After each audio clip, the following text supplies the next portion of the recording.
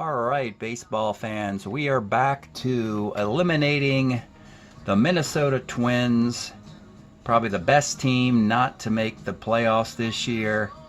Heartbreaking finish. They went up against the Oakland A's like they probably did in 69, 70, and 71 when they were both in the American League West. They were getting older. The A's were moving into their dynasty. And then the two teams were separated into separate divisions in the carryover league, but the Twins ran up against a young Kansas City Royal team as their new rival. So the Twins are scratching their heads trying to figure out what do they need to do to go further in their season. Last year they were 23-18 and lost in the wild card round of the playoffs. This year they just missed the playoffs. They finished 20-18. They had some amazing performances here by traditional guys who were around for the ride in the mid-60s, late 60s, and 70s. Of course, Harmon Killebrew, Tony Oliva were the big stars, and of course, Carew would be emerging as a star, and Paranowski was a great reliever. Burt Blyleven was a young kid on the block. What we see this year was a big trade. They traded in the offseason with Portland. They traded Jim Perry, and they traded him away and Rich Reese to Portland for Blyleven, Hal King, and Pete Reichert. And the results were mostly good for both teams. Both teams just missed out on the playoffs and had very similar records. The Twins were sort of pushing their chips in the table a bit because they realized time's starting to run out on their older players. We don't have the ages on this sheet, of course, but there are some guys getting long in tooth. So let's break down the stats. Blyleven did what we wanted him to do with a 70 card. Actually, we used a 71 card. 8-3, led his team in innings pitched and an ERA. Paranowski, you saw him against Oakland, or you didn't see the game, but in the elimination game, he went 4 innings of relief trying to keep his team alive. 235. He was the best of the big three relievers because Stan Williams and Pete Reichert were pretty ordinary with ERAs over 4. And Earl Wilson and Joe Horland were pretty awful at the back end of the rotation. Jim Cott was okay, but we thought he would be better. His ERA on his card is around 2-something. So the pitching didn't really improve much. It wasn't really worth making the trade, as Jim Perry and company would have probably done the same thing. The offense got a little worse, as a matter of fact, except for Carew. Carew hit .414. He had a homer in the All-Star game, and he was the MVP of the All-Star game. He didn't hit any home runs for the Twins during their season, but he had 26 RBI, 67 hits, led the American League. No stolen bases. This card, he's a D-stealer. Oliva, okay, he hits .297 with a Strat card at its .337, 10 homer, 31 RBI. But after the first 5 games of the season against the Oakland A's again in a regular season series, of which the A's won that 3-2, Oliva had 7 homer and 14 RBI in those 5 games. After that, just 3 home runs and 17 more RBI in the next 33 games. So he kind of cooled off after that hot start. Killebrew, 14 homers and a .285 average, but only 24 RBI and only 29 walks, too, which isn't a lot. Tovar was an all-star last year. His average dipped to .251 with just 18 steals, which is still a lot, but he didn't lead the league.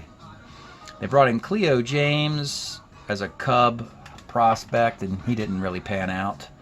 Chico Cardenas at a .187. It really was just Hal King, the guy acquired from Portland, at .222 in the platoon role.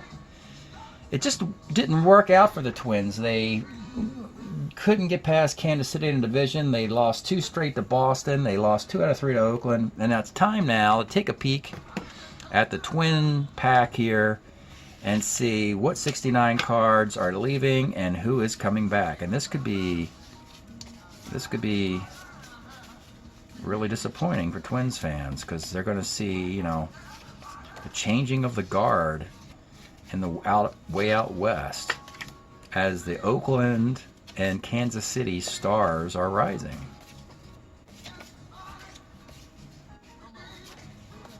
Okay. So these, 1, 2, 3, 4, 5, 6, 7, 8. There are some good players here. They most will come back. But these are the 12 Twins moving forward. And it's an imbalance of hitters to pitchers. They're going to go 8 and 4. So they're going to bring back 8 hitters and 4 pitchers. So a catcher, they still have Hal King, who they acquired in that trade for 1 more year, platooning with Mitterwald. Mitterwald can throw. They have Haig as a part-time first baseman, Carew at second, Ed Crosby. He's sort of a journeyman third baseman utility guy, but it's, you know, they can certainly improve in this area. Chico Cardenas had a really rough year at short. And Oliva and Cleo James are in the corners. Now, Cleo James was this hot prospect out of the Cub organization at 287. Turns out he didn't really do much, but with this card, we thought it was an everyday card. It's really good against lefties, okay against righties. It didn't really pan out this year. This is the Oliva card we bumped up to. We had a 69 card where he was a 1 in right field. We bumped him up to a 2 because the offense was just out of this world. I mean, that's an amazing card. He hits about 370 versus righties. Look at the homers against lefties, too. 71 Oliva, magical year. Of course, he gave up that big hit. His defense gave up that big, unfortunate hit against Oakland. Snake bit team. And then there's Blyleven. It's the 72 card where he pitches on 3 days rest. And then Cott, like I said, this is a good card. 207 ERA and 10 and 2. Didn't pitch that well. So run this back and hope for better results. Haydel was just okay. And then Stan Williams, the right-handed reliever who had his struggles against Oakland. But he had a 1.99 ERA in 1970 and was 10 and 1. So of those 69 players that were pulled out, who is going to come back to the Twins? Who do they waive? And who do they retire? All right, let's take a peek at the 69 players for the Twins. And we're going to start with a guy who's running out of gas. I told you this team's getting older, and it's Bob Allison. Played from 58 to 70. I don't want to look at the 65 year if I can there. Well, he was better in 64, All-Star in 63 and 64. The 65 year is the World Series year. He does play in 70, but unless he has a great split, actually his on base is nice. We can check and see if he has a split. We can check and see if he has a Strat card in 70 by going to the Super D's site, Gary's Strat-O-Matic page, superds.tripod.com/somrosters.html. Look under the 70 reprint page and see if they printed a Twins card for Bob Allison. That way you can put him on waivers. And see if there's extra players. They made an extra player card for him in 70. So he qualifies for waivers, even though he'll probably be retired. But let's put him on waivers from now. It's easier to move a guy in retirement than vice versa. Next up, Bob Aspramante, acquired in the token portion of the draft, also an older player. He had played for many teams. He played for Brooklyn Dodgers and went to LA, Houston, Colt 45s, the Braves, and Mets. So this is the card we used at 253. He plays through to 71 for the Mets. To qualify for waivers, he has to have a 70 card for the Braves. Let's see if that exists. So we're going to look for Atlanta. See if we get an Aspramante, and we do. So that's a good start. 2 guys I thought we'd have to retire can be put on waivers. All right, next up we got Killebrew. And don't worry, folks, he still has some life left in him. Harmon plays through to 75, 21 years. Of course, the Twins aren't letting him go. First, third, DH. And being able to use the DH in this era really suits him well, since his defense was never particularly good. You see, he still has 2 more All-Star years coming up in 70 and 71. He's third in MVP votes in 70 with 41 bombs. Obviously, he's going to start to dip a little bit at age 34. that famous analysis of what happens to players between ages 33 and 34. That's a pretty good report on that. But you see here, he still is goes from winning the 69 MVP card we just used to being third at MVP in 70. So Brew is obviously coming back. So we're going to put his value at 10,000 in this column. Next up, Tovar. Cesar Tovar had a little dip. And again, this is a very versatile player. And it's about where do we want to play this guy. We mentioned Ed Crosby was playing some third base in this season. Maybe we should move him back into the infield a little bit. Find a new center fielder. So plenty of options for Tovar. In 70, he'll lead the league in doubles and triples and hit 300 and get MVP votes in both years, 70 and 71. Leads the league in hits in 71. This is an easy one. Tovar's coming back. So right now everything is going to form and looking pretty good for the Twins.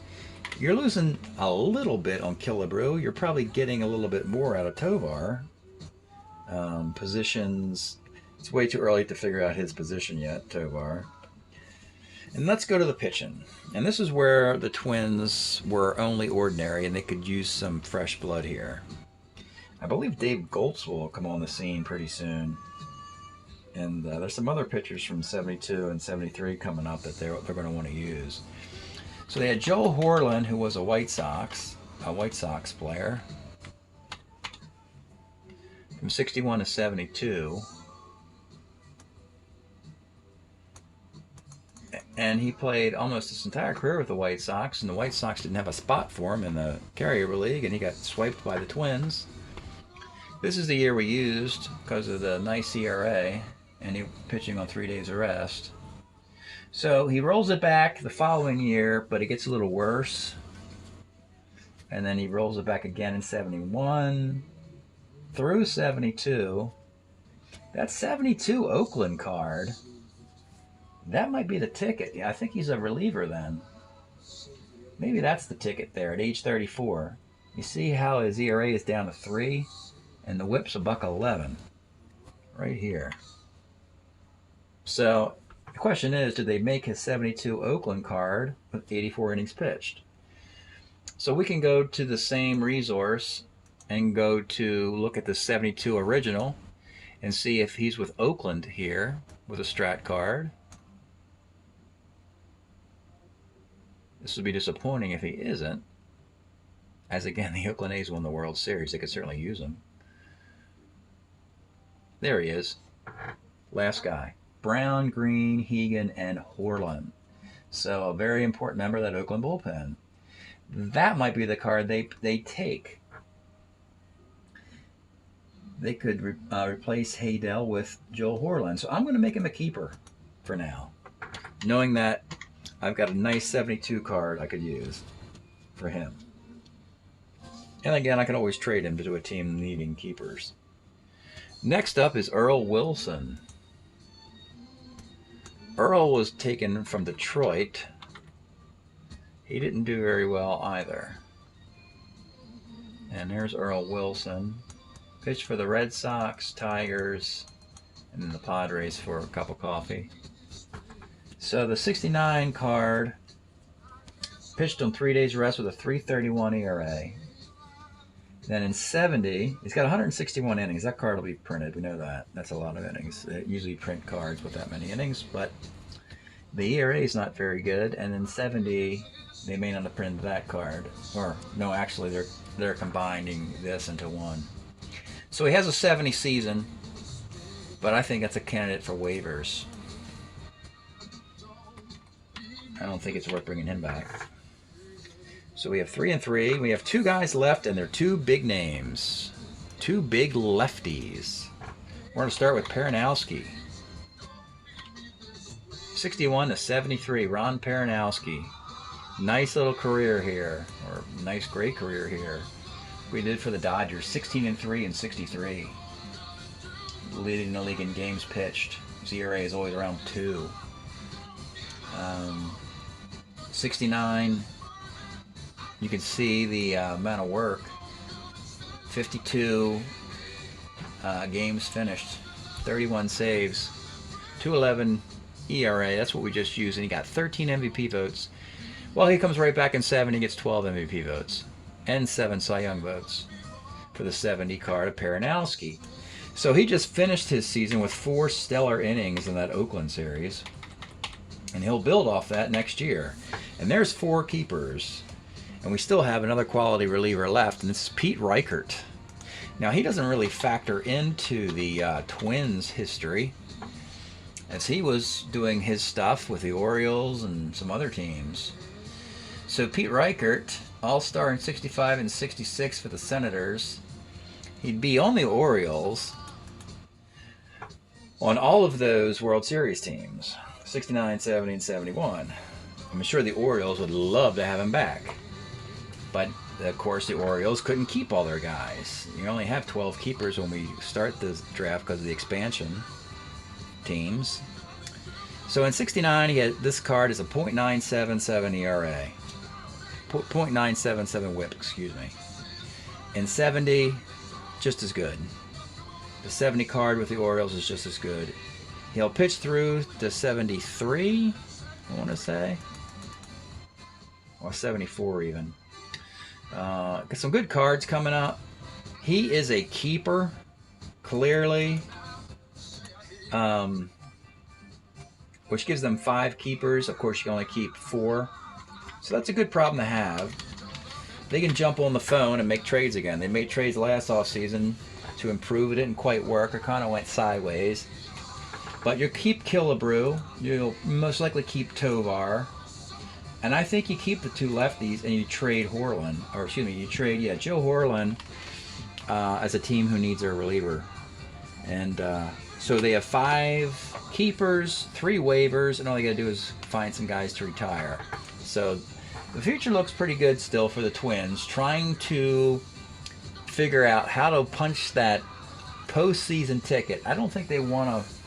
When the American League West was formed and the Twins won it in 69 and 70, I don't believe they won any postseason games. Let me take a quick look at this with the Twins franchise here, and let's go back to 69 and 70 here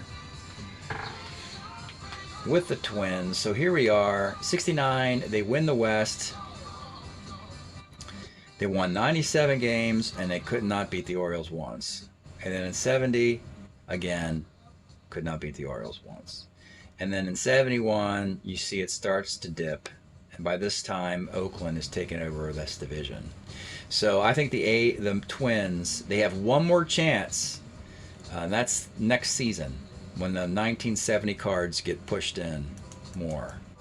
And they got to do it. Like next year is the last chance, and then after that it's a rebuild, because after that you see what's going down here. They don't do well until 76. So yeah, this off season, we thought last off season they were pushing the chips into the center of the table. They just kind of postponed it one more season, so they're going to push their chips in for next year. That's it for eliminating the Minnesota Twins. Hope you're enjoying the elimination videos. We'll see you next time.